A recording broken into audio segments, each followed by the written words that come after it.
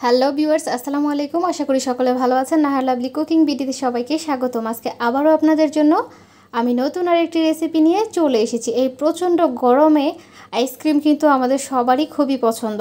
তবে বাহিরের আইসক্রিম না খেয়ে আপনারা চেষ্টা করবেন বাসায় স্বাস্থ্যকর উপায়ে এই আইসক্রিমটা তৈরি করতে। তো আজকে আমি আপনাদের লিচুর আইসক্রিম তৈরি করে দেখাবো। আশা করি সবার কাছে রেসিপিটি ভালো লাগবে। আপনারা স্কিপ না করে সম্পূর্ণ রেসিপিটা দেখবেন। ভালো লাগলে অবশ্যই বাসায় একবার হলেও ট্রাই করবেন এবং ফ্রেন্ডস এবং ফ্যামিলির সাথে কিন্তু বেশি বেশি করে শেয়ার করবেন। তাহলে তারা খুব সহজেই কিন্তু রেসিপিটি বাসায় তৈরি করে ফেলতে পারবে।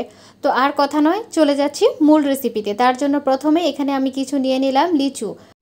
এখানে আমি 10 থেকে 15টির মতো লিচু নিয়ে নিয়েছি। এগুলো দিয়েই এখন আমি আপনাদের আইসক্রিম তৈরি করে দেখাবো। তার জন্য আমি এই লিচু থেকে বিচিগুলো ফেলে দিয়েছি। ফেলে দেওয়ার পর এই লিচুগুলোকে এখন আমি ব্লেন্ডারে ব্লেন্ড করে নিব। তো আমি এই লিচুগুলোকে ব্লেন্ডার জগে নিয়ে নিলাম। এরপর এতে আমি দিয়ে দিব চিনি। যেহেতু আমি 6টি আইসক্রিম তৈরি করব, এজন্য এতে কিন্তু আমি 6 চামচ চিনি দিয়েছি। এরপর দিয়ে দিলাম কিছুটা পানি। এখন এগুলোকে আমি ব্লেন্ড করে নিচ্ছি। তো আমার ব্লেন্ড করা কিন্তু হয়ে গেছে। এগুলোকে এখন আমি একটি ছাঁকনির সাহায্যে ছেঁকে নিব। এই ছেঁকে নেওয়ার ফলে কিন্তু বড় যে টুকরোগুলো রয়েছে সেগুলো আলাদা হয়ে যাবে এবং ব্লেন্ড করার ফলে যে ফেনা ফেনা ভাব চলে এসেছে সেটিও কিন্তু দূর হয়ে যাবে। তো এই পর্যায়ে আমি আইসক্রিমের বক্সে এগুলোকে নিয়ে নিব আইসক্রিমগুলোকে সেট করার জন্য। এই প্রচণ্ড গরমে কিন্তু আমাদের আইসক্রিম অথবা ঠান্ডা জাতীয় জিনিসগুলো খেতে খুবই ভালো লাগে।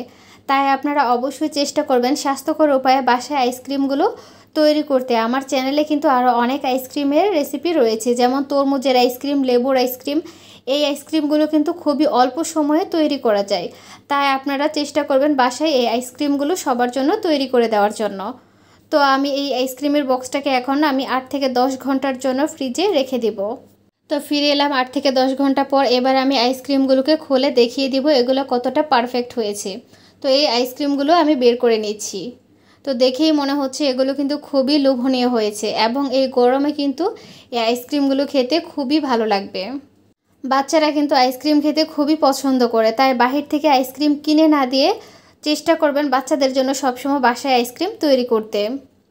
তো এই হচ্ছে আমার আজকের রেসিপিটি ভালো লাগলে অবশ্যই আপনারা আমার চ্যানেলটি সাবস্ক্রাইব করবেন এবং সাবস্ক্রাইব করে দেওয়ার পর পাশে থাকা বেল আইকনটি অন করে দিবেন। তাহলে যে কোনো সময় আমি নতুন ভিডিও আপলোড করার সাথে সাথেই কিন্তু আপনারা নোটিফিকেশন পেয়ে যাবেন। লাইক কমেন্ট করতে কিন্তু একদমই ভুলবেন না, কারণ আপনাদের একটি লাইক একটি কমেন্ট পরবর্তীতে আমাকে আরও নতুন নতুন রেসিপি তৈরি করতে উৎসাহিত করে। আজকে এই পর্যন্তই। সবাই ভালো থাকবেন, সুস্থ থাকবেন, আমার জন্য দোয়া করবেন। আল্লাহ হাফেজ।